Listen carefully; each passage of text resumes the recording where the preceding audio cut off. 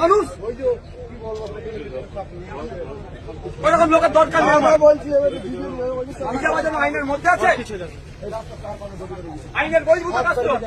আর বড় ভাইজান কতবার বড় এরকম করবে না।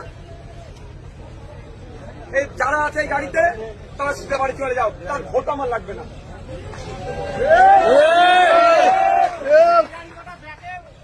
যদি মনে হয় আমাদের সাথে যাবে তাহলে আমাদের যেটা বলবে সেটা শুনতে হবে।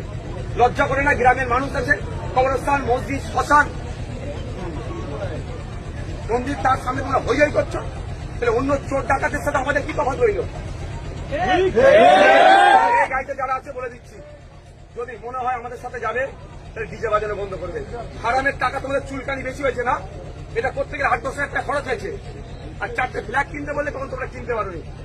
হারামের টাকা তখন বেশি বেরিয়ে যায়। এটা কি কাজে লাগবে? মানুষ আরো লাভ হবে এটা বাজারে তোমার দেখলে।